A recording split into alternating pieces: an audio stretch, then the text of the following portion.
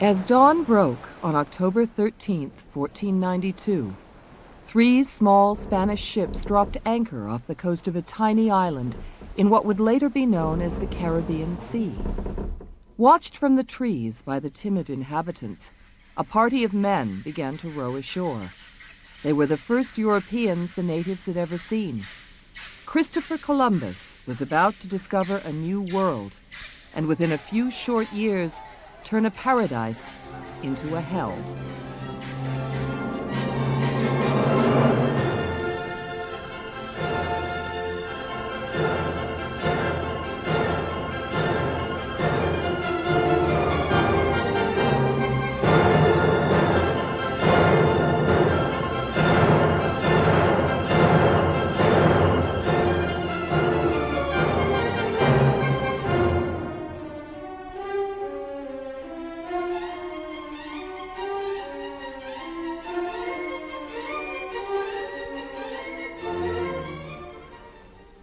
The closing years of the 15th century were a time of great change and awakening for Europe. In a continent for years riven by internal division and conflict, a new spirit of inquiry was abroad. This period became known to future generations as the Renaissance. And nowhere was it stronger than in the field of exploration. An expanding Europe was desperate to break its bonds and spread its influence into the world beyond. European governments and merchants began to give increasing attention to the possibility of finding a new route to the riches of India and Cathay, which we call China. Land routes to the east had been established many years earlier, but overland trade was a slow and risky business, now made more expensive and uncertain by the presence across the trade routes of new Muslim kingdoms. It was in these circumstances that some Western nations began to consider a new possibility. Could they reach the riches of the East by sea? In the 15th century, almost everyone believed that the world was a sphere. In 1492, in Nuremberg, a German cartographer called Martin Behaim made a globe, and that globe represents, as near as possible, the 15th century perception of the world as the Middle Ages knew it. Now, the 15th century knew there are islands in the Atlantic. There are, in fact, a lot of islands in the Atlantic. But what they didn't know is that they'd already discovered them all. The Cape Verdes, the Azores, and the Canaries. There were no other islands in the Atlantic. But Martin Behaim's globe shows an Atlantic Ocean with one large island in it, and that is Japan. It shows a world, it's the last representation of the world as the Middle Ages knew it, with one ocean on the left-hand side of the ocean section. You can see Cathay, China, and on the right-hand side you can see Europe. It's the last representation of a world without America in it. It was into this restless and rapidly changing world that Christopher Columbus was born. Very little is known with certainty about his early years, and even the spelling of his name varies widely. He used the form Colon as his surname, but it is by the Latin version that Columbus is known to history. Christopher was born in Genoa, on the shores of the Mediterranean, in about the year 1451, the eldest son of a wool weaver. From about the age of 14, Columbus had chosen the life of a seaman, voyaging widely in the Mediterranean. Throughout his life, Columbus customarily clothed his thoughts and plans in a cloak of secrecy. So, even today, we cannot be sure what he expected to find when he sailed westwards. He may have been drawn by hopes of discovering the fabled islands and lands of legend, just as much as finding a new seaward route to China and the Indies. Certainly, using a wide variety of sources, ancient writings on travel and cosmology, biblical references, and travelers' tales of unknown islands, and even of strange plants and bodies which had been washed up on the shores of the Azores, he developed a detailed theory of what he thought lay to the west. The thing to remember about Columbus was that he wasn't actually an original thinker. He was aware of, and he used the theories of the day, theories that were current in his time, and he developed and elaborated these through his personal experience, both as a mariner and a trader in the Mediterranean, and more especially in the Atlantic, which was known as the ocean sea in those days. Now, Columbus didn't just pick up the theories that were lying around, he did his own work. Now, he was aware of calculations of the size of the Atlantic. For instance, those of Toscanelli, who had calculated the Atlantic at being something like 5,000 nautical miles. He did his own calculations and arrived at a figure which was rather less than that. As it turned out, Columbus was rather more accurate in his estimate than people like Toscanelli and the other cosmographers who were working on the same sorts of problems. In theory, it was always possible to sail to the east using the western route across the ocean. The big question was, how wide was the ocean?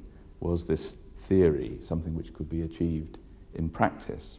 And it's that question that Columbus spent many years, 10 years or so, trying to answer in his preparations for the 1492 voyage. But it was one thing for Columbus to develop his theory. Finding the means to prove it was quite another matter. He needed ships, men, and money, and the only way to obtain these was with the aid of a wealthy patron. In 1484, Columbus took his proposal for a western voyage to King John I of Portugal, but met with a cool reception.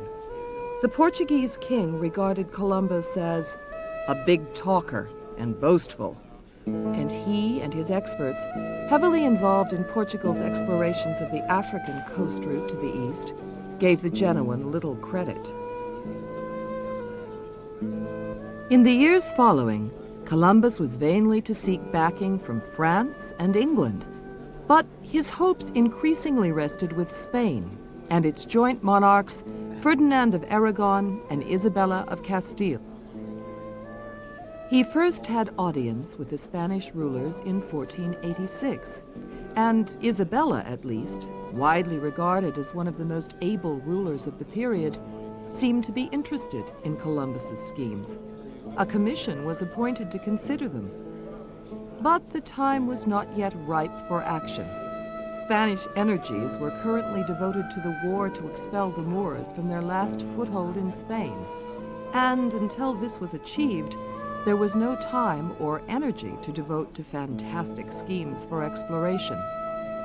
The next 6 years were among the most frustrating of Columbus's life. Whilst he dragged his heels, the commission deliberated and finally delivered their verdict. Columbus's plan, the experts said, rested upon weak foundations and seemed uncertain and impossible to any educated person. The only glimmer of hope came from Isabella, who told Columbus to apply to her again once the war against the Moors was over.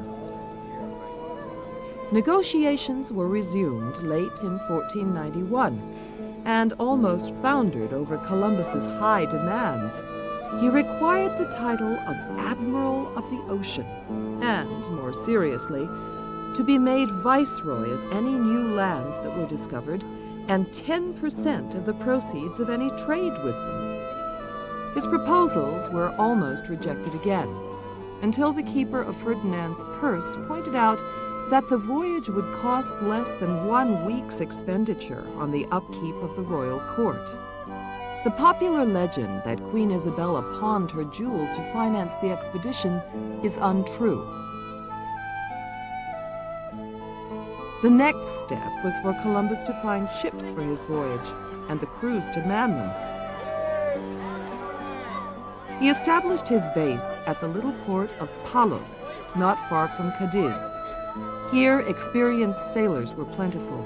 Again, contrary to legend, Columbus does not seem to have experienced any great difficulty in recruiting men.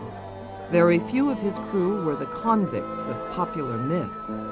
There were plenty of good, capable seamen with a taste for adventure and gold, and Columbus had the support of several local ship-owning families, notably the Pinzon brothers, Martin and Vicente, who were to be two of his captains. In all, Columbus recruited about 90 men. As well as sailors, the expedition included several specialists. Luis de Torres, whose knowledge of Arabic was expected to prove useful, Rodrigo del Escobado, who was to keep the official record of the voyage, and a royal official, Rodrigo Sanchez, who was to make sure that the Spanish crown received its fair share of any profits. Columbus was also given official letters of introduction to the great Khan of China and any other foreign potentates whom he might encounter. Interestingly, though armed for self-defense, the contingent did not include any soldiers. The expedition consisted of 3 ships. Most famous was Columbus's flagship, variously called La Gallega, after Galicia, its place of origin, or more usually the Santa Maria, though to her crew she was apparently known as the Dirty Mary. Santa Maria was a 3-masted square rigger of around 100 tons. Columbus's other 2 vessels were smaller. The Nina, of some 60 tons and 70 foot in length, captained by Vicente Pinzon, and the Pinta, slightly larger under his brother Martin. Though originally caravels, one was converted into a square rigger soon after the voyage began. The 2 ships provided by the Crown came as a result of the town of Palos having committed a misdemeanor, and they were punished by having to provide these 2 ships and the crews. The 3rd ship, the flagship, the Santa Maria, was provided by private investment. As it turned out, the 2 ships from Palos were much more suitable for this voyage because they were caravels. They were the newer sort of ship available in Mediterranean waters, but a kind of ship which was quite well suited for transatlantic crossing. It was fast and it was maneuverable, and Columbus subsequently complained bitterly that his flagship, the Santa Maria, was useless in the Caribbean because he couldn't maneuver it as effectively as he could the other 2 ships. Early on August 3rd, 1492, Columbus's ships weighed anchor and stood out to sea. The great adventure had begun.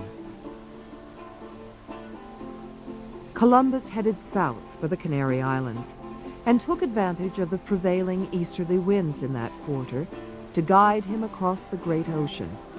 Another factor was that, according to Columbus's calculations, Quinsay lay in the same latitude as the Canaries. Simply heading more or less on a straight course was bound to bring him to its shores. Pausing to take fresh water and extra provisions on board, Columbus headed west again from the Canaries on September 6th. He met with mainly favorable winds, and the little flotilla made rapid progress into the unknown. Probably because he feared discontent amongst his men, and also perhaps because of his passion for secrecy, Columbus kept 2 records of his daily progress. One, which he kept to himself, recorded what Columbus believed to be the actual distance which he had covered. The other, for the consumption of his crew, suggested a faster rate of progress, which, in fact, seems to have been the more accurate. During the first 10 days of their voyage, Columbus and his ships made a total of some 1,160 miles, flying before the steady easterly trade winds. These were, for Columbus, the happiest days of the voyage. "What a delight were the savor of the mornings," he wrote, "like April in Andalusia. The only thing wanting was to hear the nightingale." By about September 19th, both the Admiral of the Ocean and his men were beginning to grow anxious. Soundings showed no sign of the ocean bottom. according to popular myth, there then came a cry of "Land!" from a lookout, and the excited Columbus ordered his men to share in a hymn of thanksgiving, and ordered course to be set towards the apparent island. It is possible that all that had been sighted was a bank of cloud, and morale dropped further when a period of slight winds and slow progress set in.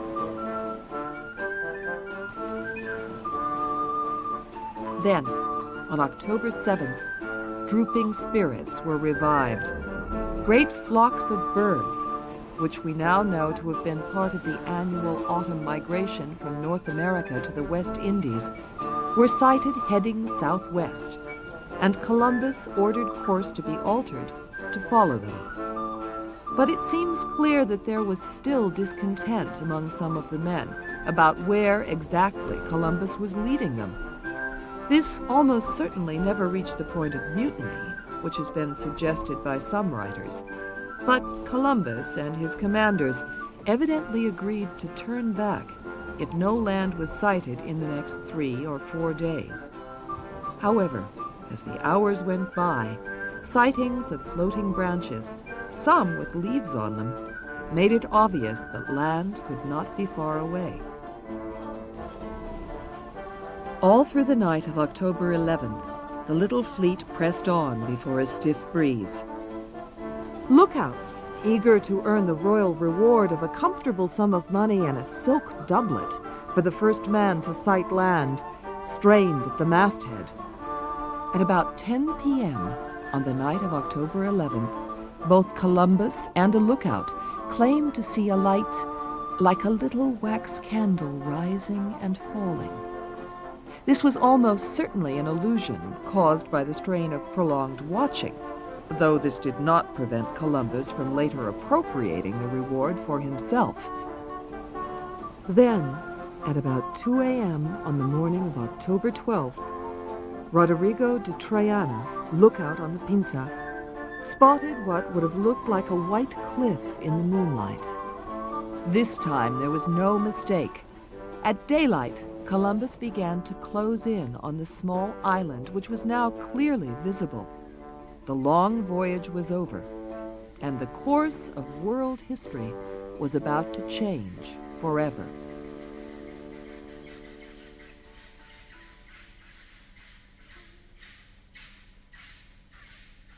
There is still dispute about the island on which Columbus had made his landfall. At least 12 alternative sites have been suggested. At about noon on October 12th, Columbus's men became the first Spaniards to set foot on the soil of the New World.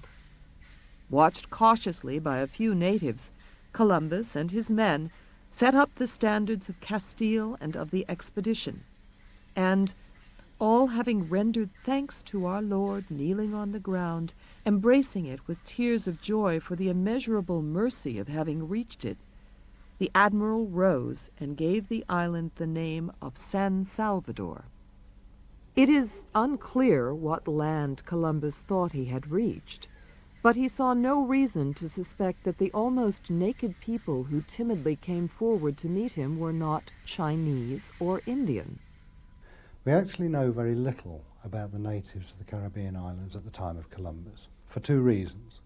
First of all, they had no written language and therefore left no written records of their own. And secondly, because their oral culture, their oral history, was destroyed along with the people by the Spaniards.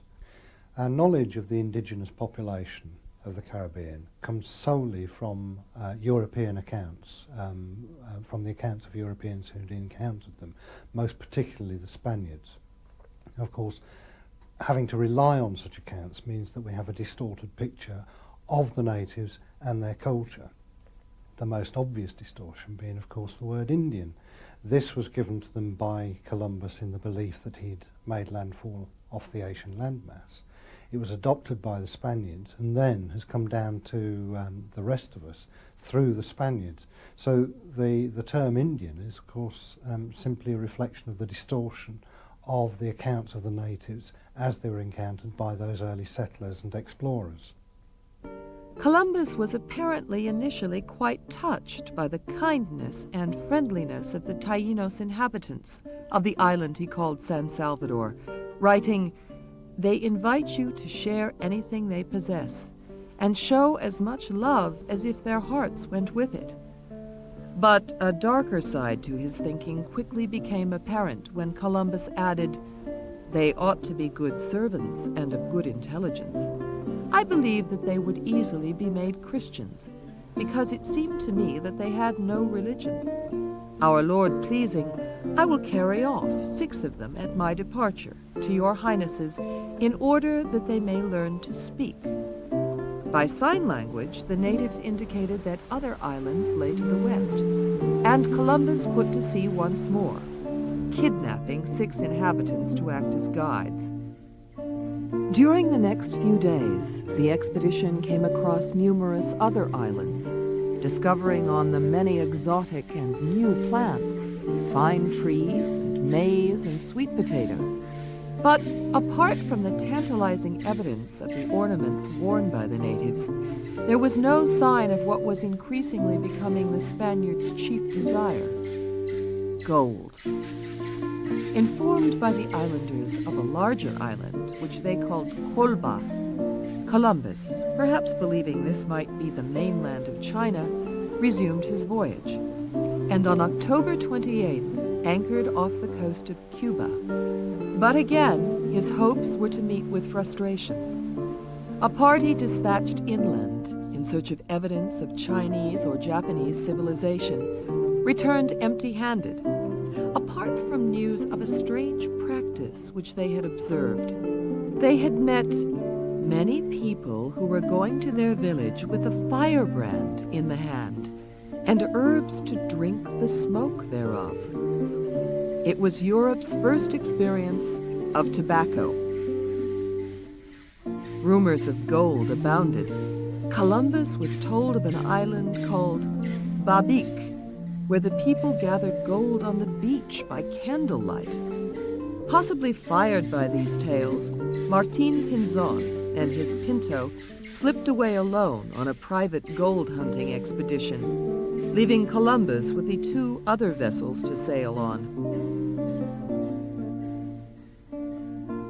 On December 8th, Columbus reached yet another island, and the admiral, seeing the grandeur and beauty of this island and its resemblance to the land of Spain, christened it La Isla Española, later to become Hispaniola. In an ominous moment for the island's unsuspecting Taínos inhabitants, who welcomed Columbus in the same fashion as the islanders elsewhere, the admiral noted the rich ornaments worn by a local chief, or cacique, and his entourage, and confided to his journal that the people were very cowardly, fit to be ordered about, and made to work, sew, and do anything else that may be needed. It is clear that Columbus's thoughts were turning from his proclaimed objective of seeking a route to the Indies to the possibilities of conquering and colonizing these newfound lands. On December 22nd, Columbus received a message from Guacanagari, a powerful cacique in what is now northwestern Hispaniola, inviting him to visit, and, especially attractive to Columbus, enclosing as a gift a richly ornamented belt with a gold buckle. This was a temptation impossible for Columbus to resist, but en route, disaster struck. Exhausted by all-night entertainment, the crew of the Santa Maria failed to keep watch on the night of Christmas Day. Just before midnight, the ship ran onto a reef and was wrecked. Though with the help of Guacanagri and his people, the crew and most of the contents of the Santa Maria were saved, Columbus was left only with the little Nina, much too small a vessel to carry all of his men back home to Spain. This gave him a pretext to do what may already have been in his mind, to establish a permanent settlement in the newly discovered islands. With increasing evidence that gold must be plentiful and close at hand, there were plenty of volunteers to man the new settlement. Using timber from the Santa Maria, a small fort, itself perhaps evidence of the Spaniards' true intentions toward the friendly people of the islands, was constructed on a sand spit on the northwestern coast of Hispaniola, and 39 men selected to garrison it. There is no doubt that Columbus was already considering the potential of Spain's new subjects as slaves. On January 4th, 1493, Columbus and the Nina set sail on the first stage of the long voyage home. 2 days later, they encountered the Pinta, and Pinzon's news was such as to cause Columbus to forgive his desertion. Penetrating into the interior of Hispaniola, Martin Pinzon and his men had found gold in abundance.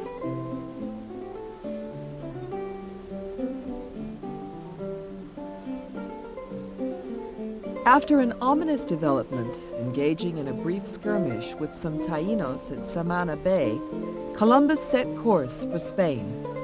He carried with him about a dozen hapless Taínos captives to display to the Spanish monarchs. The voyage home was a perilous one. The two little ships encountered near hurricane conditions and came close to foundering. Indeed, Columbus lost sight of Pinzon and the Pinta and gave them up for lost. However, Nina at length came safely to anchor in the Azores on the 18th of February, 1493. But the explorers' troubles were not yet over.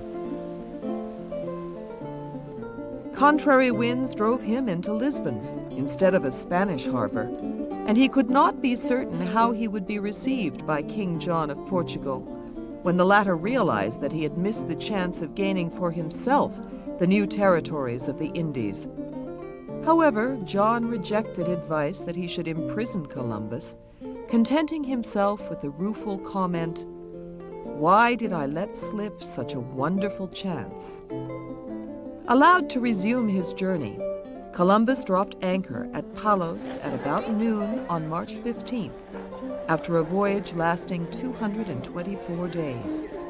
He was about to discover that the mortally sick Martin Pinzon had reached Spain shortly before him, but perhaps fortunately for Columbus's reputation, had died before he could give his version of events to Ferdinand and Isabella.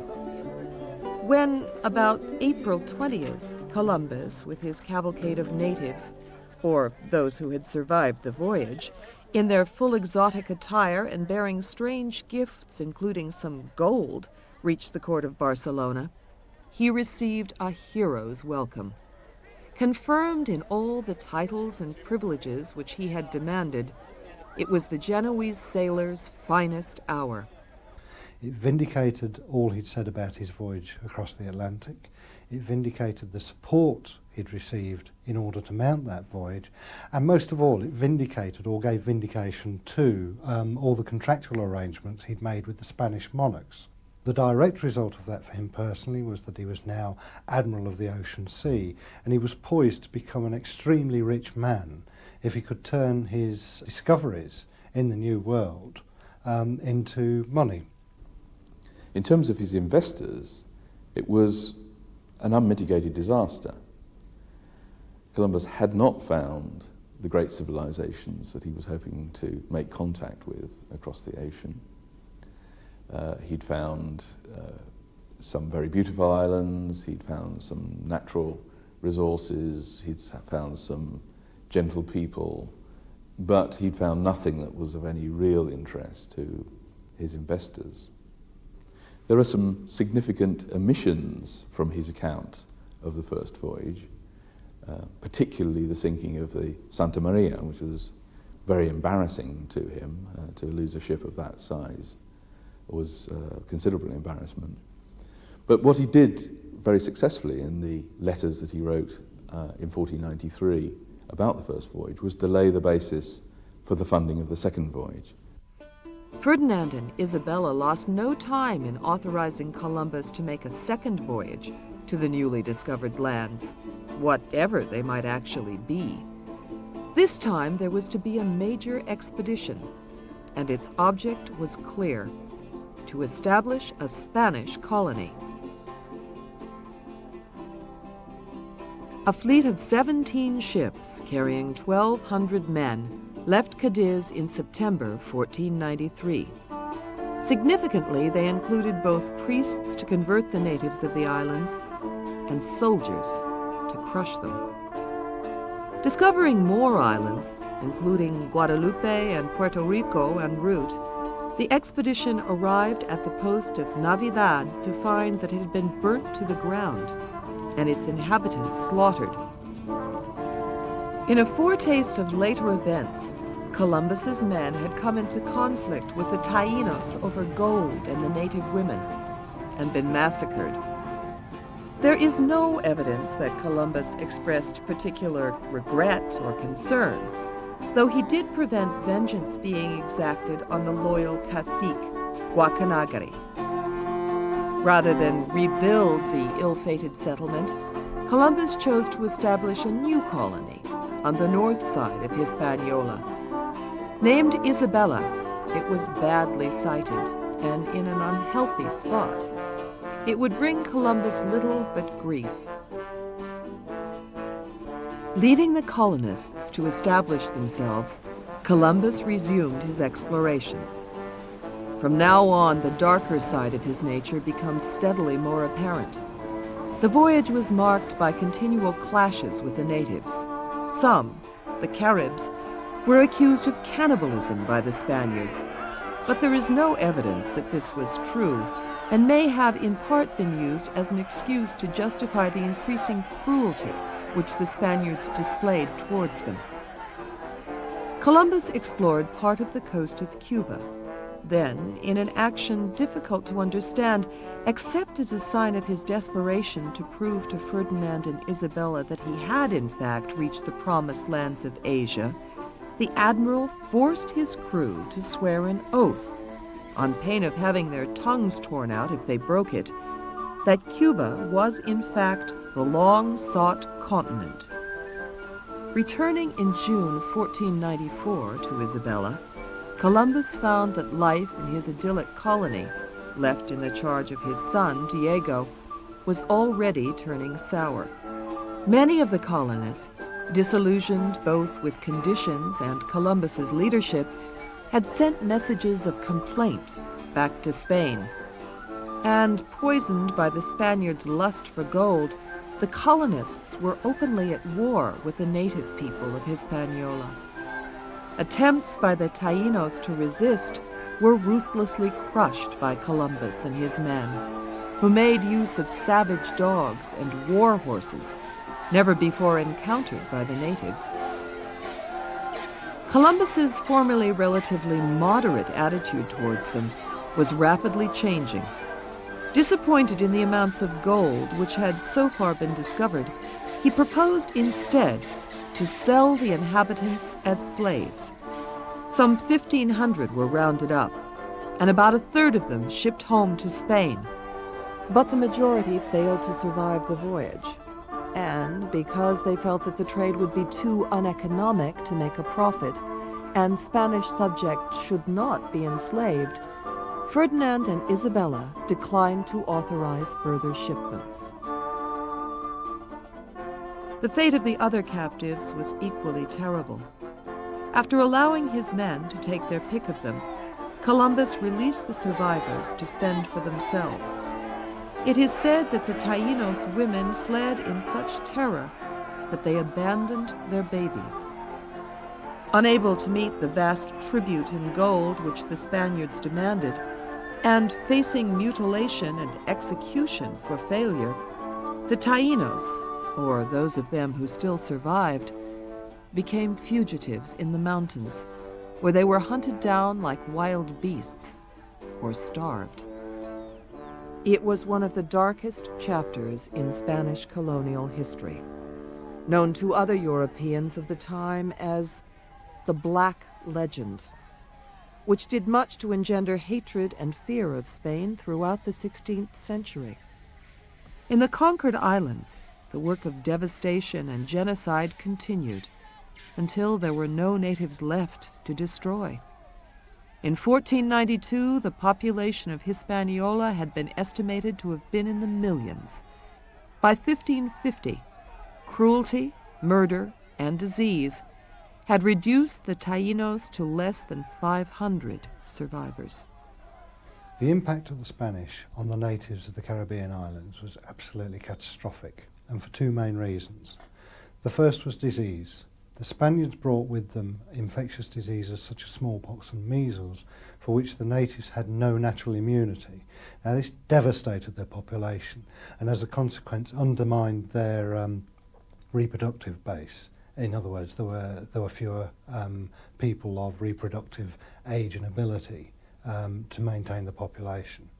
The second was rather more political and rather more insidious. The initial consequence of Spanish settlement on the islands was enslavement for the Indians, and Columbus himself was implicated in this. He was the first person to take Indians back to Spain as slaves. Columbus's return to Spain in March 1496 was a much less triumphant affair than that of 3 years previously. Despite his ingenious claims, it was apparent to most people that Columbus had not reached Cathay or the Indies. The lands he had discovered were not producing gold in the quantities which he had promised, and the inhabitants, or those who survived, were not proving willing converts to Christianity.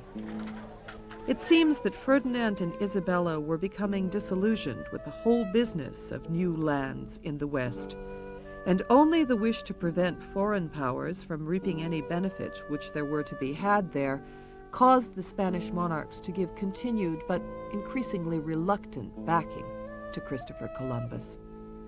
In March 1498, he was given permission to undertake a third voyage, partly financed by the sale of some of the Taíno slaves he had brought back with him. In some ways, though this was not fully appreciated at the time, Columbus's third voyage of discovery was perhaps his most important.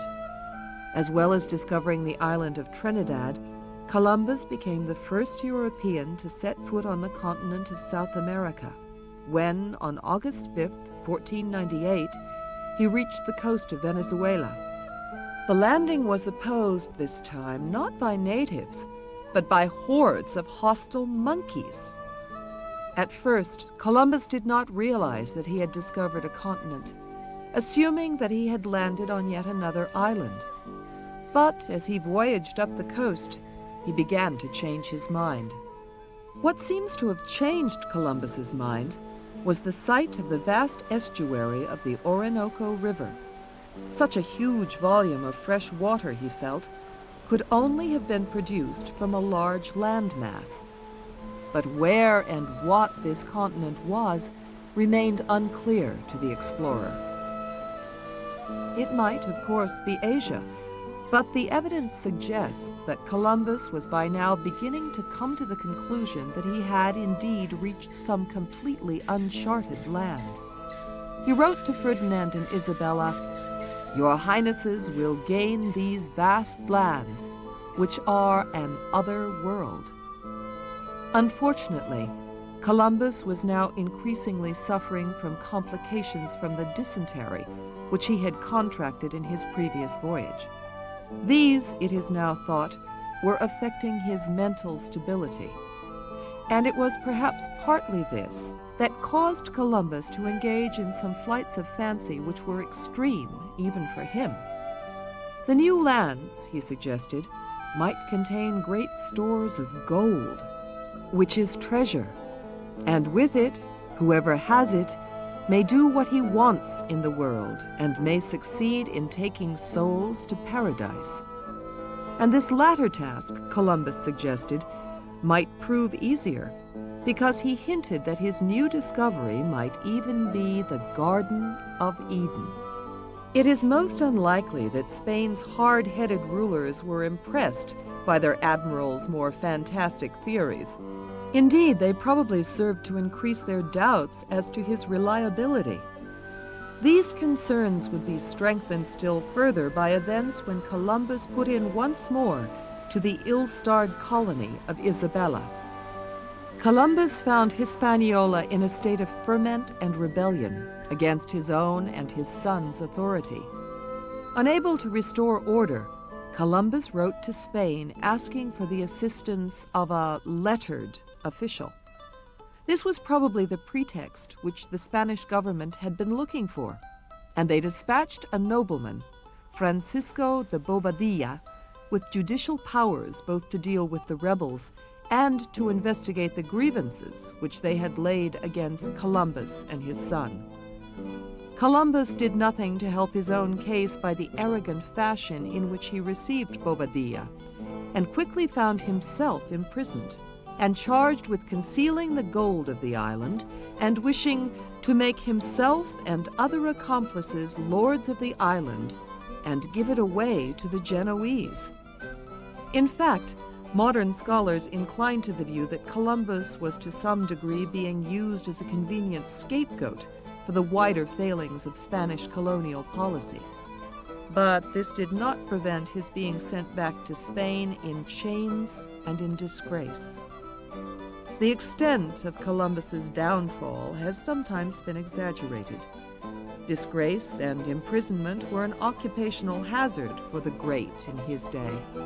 And Ferdinand and Isabella retained sufficient gratitude for his past exploits to allow him to retain his title of Admiral of the Ocean, and at least some of the privileges which had been granted to him. But Columbus was stripped of all of his powers in the colonies. Eventually, in March 1502, he was given permission to undertake another voyage of exploration, on condition that he did not set foot on Hispaniola. So far as he made them clear, Columbus's aims in his final voyage were to explore further to the north of the other world, which he had discovered. He may have believed that he would find a strait leading at last to the long-sought route to Asia, but it is equally likely that he was just as much motivated by a lust for gold, which had now become a mania, a desire, as Columbus himself wrote, for gold without limit.